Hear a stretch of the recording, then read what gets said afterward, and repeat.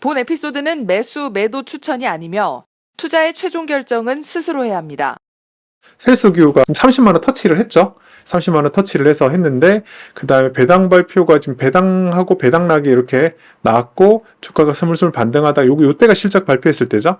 실적 발표 24만 2천 이렇게 배당락을, 실적 발표할 때 배당락을 회복한 다음에 배당이 서프라이즈가 나오니까 탁 튀어서, 그 다음에 조정을 받은 다음에, 그 다음에 쭉 이렇게 올라서 30만원까지 터치를 했던, 요런 상황이죠. 그래서, 배당주 관점에서 요것만큼 편한 투자가 사실 잘 없는 전형적인 케이스죠. 그리고 제 책, 똑똑한 배당 투자책 읽어보신 분은 아시겠지만 되게 비슷한 느낌으로 가는 감이 있죠. 얼마나 비슷할지는, 얼마나 변주가 있을지 모르겠지만, 그런 느낌이 있다는 거, 좀, 제 책을 열심히 읽고, 제 채널을,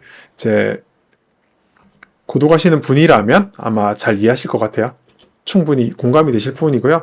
1분기 보고서가 나왔는데, 이게 지금 보면 1분기 보고서에서 실적이 무난하게 나왔기 때문에 그 부분이 어느 정도 주가로 반영된 게 아니겠느냐라는 게 큰 틀로 이해하시면 되는 거고요. 손익계산서 한번 보시면은 매출액 기준으로 보면은 매출액은 약간 증가했죠. 795억에 813억이니까 한 2%? 1%, 2%, 이 정도 증가했는데, 영업이익은 한 7, 8% 증가했고요. 당기순이익도 한 7, 8% 증가해서 EPS가 비슷하게 증가했죠. 그대로 이렇게, 얘는 자회사가 없기 때문에 그냥 그대로 심플하게 했고요. 그래서 이 영업이익이 이제 그대로 이제 이렇게 방어가 된 거죠. 그래서 지금 보면 아까 주가가 오른 거, 이렇게 뒤에 보면 얇게, 송출한 면에서는 안 보이는데 저한테서는 보이는데, 이렇게 주가가 이렇게 스무스하게 올라간 거, 주가가 이렇게 쭉 올라간 거에는 이렇게 1분기 실적이 좋으면서 아마 올해도 배당이 줄지 않을 거다라는 그런 기대감이 어느 정도 반영해서 지금 30만원 터치를 한 게 아닐까라고 생각하고, 이건 똑똑한 배당 투자에서 비슷한 개념의 설명이 이미 되어 있기 때문에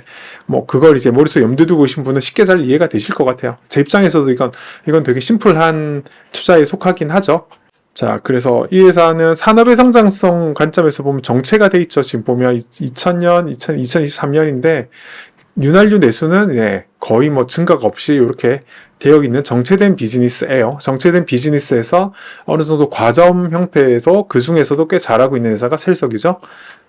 그리고 제품에 관련된 이거 보고서 내용을 또 보면 윤활유가 거의 다거든요. 윤활유가 지금 보면 제품이 81%니까 얘만 보면 돼요. 그리스나 이런 것들 하고 그냥 윤활유 하나만 보면 되는 건데, 가격 변동 추이를 보면은 내수가 가격이 되게 좋아요.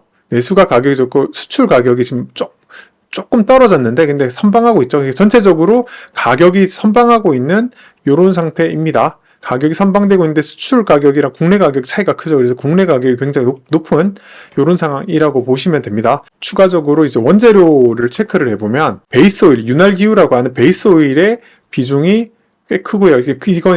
이건 금액을 보는 게 좋아요. 왜냐하면 이제 지금 베이스 오일이랑 첨가제인데 첨가제의 비중이 되게 크거든요. 그래서 베이스 오일, 윤활기유 같은 경우는 이렇게 수입이랑 내수랑 있는데, 내수 같은 경우는 S오일이나 현대셀 베이스오일 이런 데서, 그래서 정유회사에서 받아오는 거고, 수입은 이제 수입하는 애들도 있긴 한데, 첨가제는 거의 다 수입을 해요. 첨가제는 거의 수입인데, 요게 금액 비중이 되게 크죠.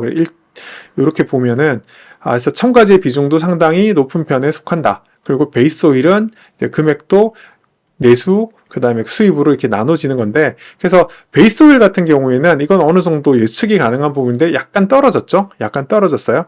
그리고 수익 같은 경우는 오히려 약간 올랐는데, 그래서 지금 국내에서 가능한 비율이 좀 컸는데, 얘는 셀석유가 다국적 회사, 자회사라서 그런지 수입이 좀 많은 편이긴 해요. 그래도 국내 비중이 원래 좀 더 높이면 국내가 더 가격이 저렴할 수 있기 때문에 그렇게 되는 건데, 그래서 이거는 수입이 좀 많은 편이라는 특징이 있긴 하나, 가격이 좀 안정화되어 있는 상태죠. 그래서 지금 보면 이거는 이미 알 수 있는 게, S오일 같은 경우에는 S오일의 1분기 보고서나 S오일의 컨퍼런스 콜을 들어보면 이게 어떤 상황인지를 윤활기유의 업황에 대해서 이미 들려주거든요. 그래서 S오일의 컨퍼런스 콜에서 이미 윤활기유가 가격 하향 안정화되긴 하지만 물량이 점점 이제 더 많이 판매가 되고 있기 때문에 이익은 나쁘지 않았다, 선방을 했다라고 이야기가 나와 있잖아요. 그러면 이제 그 윤활기유를 받아서, 물론 이제 내수 비율이 40% 정도밖에 안 되지만 그 윤활기유를 받아서 이제 윤활유를 생산하는 입장에서는 제품 가격이 떨어지지만 않는다면 스프레드는 양호하게 유지될 가능성이 커요. 그래서 지금 보면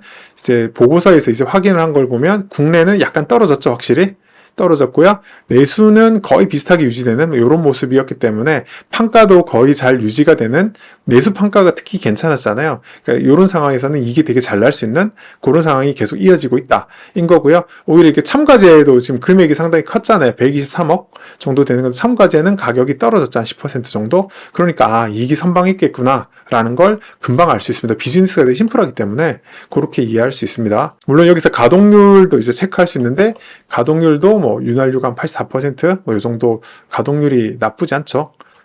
요건 좀 뒤에 보면 이제 증설에 관련된 이야기도 같이 나오는데, 여기 보면 보고서의 1분기 보고서 끄트머리에 보면 지금 보면 개축을 위한 투자가 진행 중이고 1분기 내 완료를 목표로 하고 있다라고 있으니까, 내년 같은 경우에는 증설에 대한 효과가 나타나서 탱크 하면 아마 용량이 늘어나거나 뭐 이럴 수 있는데, 뭐 그렇게 되면 아마 그런 생산량이 오히려 늘어나게 된다면 뭐 그런 부분에서 오히려 매출이 늘어나서 이익이 또 좀 더 한번 올라가서 할 수 있는 그런 여지가 있는 거죠. 요걸로 봤을 때 요까지 이제 1분기 보고서를 전체적으로 체크를 해보면 알 수 있는 내용은, 첫째, 이익은 선방했다. 두 번째, 그래서 이익을 선방했기 때문에 이익은 선방했고 스프레드는 지금 양호하다. 그리고 판매량도 뭐 업황이 썩 나쁘지 않다인 거고, 두 번째, 그렇기 때문에 지금 이 정도 상황에서는 배당이 줄어들 것 같지 않다 정도가 컨센서스고, 그렇기 때문에 주가가 한 30만 원까지 이렇게 올라간 게 아닐까라고 설명하는 게 아마 어느 정도 합당한 그런 설명일 것 같고요.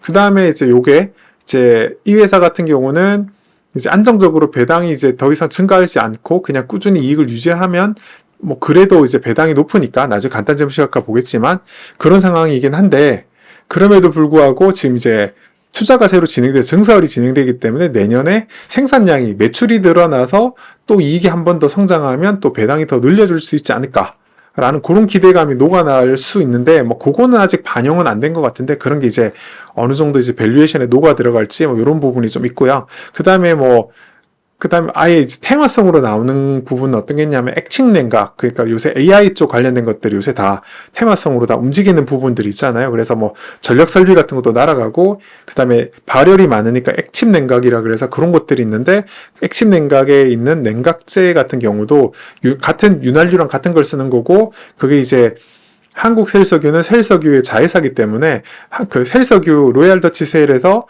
뭐 그런 제품들이 이미 나와서 제품이 상용화된 게 있기 때문에 그 시장이 더 커진다면 뭐 그런 제품이 국내에서 또 추가적으로 제품 라인업에 추가될 수도 있는 그런 부분들이 있으니까, 뭐 그런 거는 또 이제 테마와 상상력의 부분에서 반영될 수 있는 건데, 그거는 뭐 될지 안 될지는 알 수 없는 뭐 그 정도 시나리오 안에서 움직이지 않을까라는 게 현재까지 한국셀석 1분기 보고서를 보고 현재 분위기에서 나타난 상황이다 인 거고, 그 다음에 뭐 감히 굳이 이야기를 해보자면, 지금 현재 주가가 30만 원을 찍은 건 1분기 실적에서 아마 이게 배당이 줄어들지 않겠구나라는 기대감 정도 반영된 게 아닐까가 개인적인 생각이고요. 뭐 그렇다고 해서 매도 추천이나 뭐 이런 건 아니니까 그냥 개인적인 의견은 그냥 참고로만 하시면 될 것 같습니다.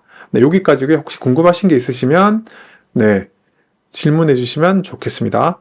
덕혜양님께서 증설이 얼마나 있는지 회사가 안 알려주더라고요 라고 했는데, 한국셀석유는 IR에 굉장히 소극적인 회사 중에 하나예요. 그나마 이제 증설이 있을 거란 이야기를 주총에서 이야기가 있어가지고, 주총에서 카네사다님의 블로그에 보면 그 후기가 나와 있는데, 저는 개인적인 일정 때문에 못 갔어요. 참고로. 그래서 못 갔는데 그 후기를 올려주셨더라고요. 그래서 증설이 예정돼 있다 뭐 이 정도 있는 건데, 어떻게 얼마나 될지는 아마 IR에서 따로 이야기를 안 해줄 것 같고요. 그 다음에 조금 냉정하게 이야기하면 주요 설비 중에 탱크 등이라고 했을 때 굉장히 표현이 되게 소극적이잖아요.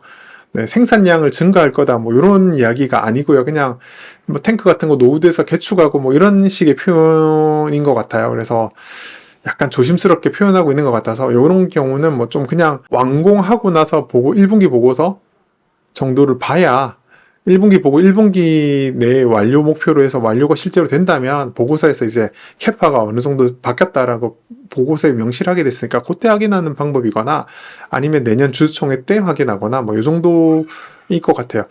주담통을 제가 몇 번 시도하고 IR에 관련 소극적인 부분에서 이야기를 한 적이 있는데, 주총회 가서도. 근데 좀 기조인 것 같아요. 네. 알아서 하겠다. 뭐 이런 거고요. 뭐 근데 배당 잘 주고 그냥 뭐 일감 몰아주기 이런 거 없으니까 뭐 크게 문제가 안 되는 상황이라고 보시면 될 것 같고요. 뭐 그냥 아쉽긴 하나 뭐 크게 문제 없다 뭐 이런 거라고 보시면 될 것 같고요. 맥카페님께서 오랜만에 투자를 한다고 들었는데 투자비 집행은 배당에 영향이 없나요? 그런데 개인적인 생각은 없을 것 같아요. 네, 크게 없는, 그러니까 증설을 크게 하는 것 같진 않고요.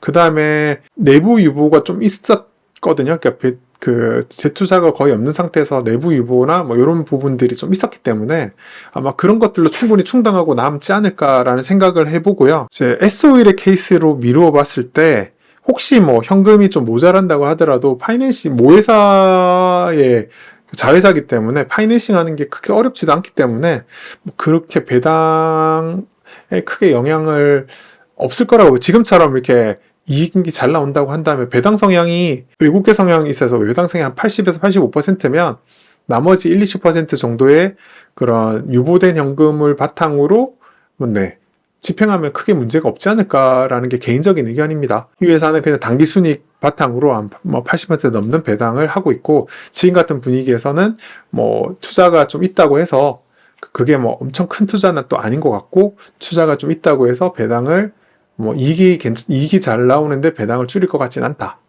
가 개인적인 뭐 의견 정도로 받아들여 주시면 될 것 같습니다. 도쿄 형님께서 예, 유보연금이 워낙 많아서 그 정도 캐펙스 문제 없을 듯 합니다. 예, 저게 똑같은 저의 의견입니다. 이 정도로 이해하시면 될 것 같고요. 한 김에 간단 질문 시각화도 한번 같이 볼게요.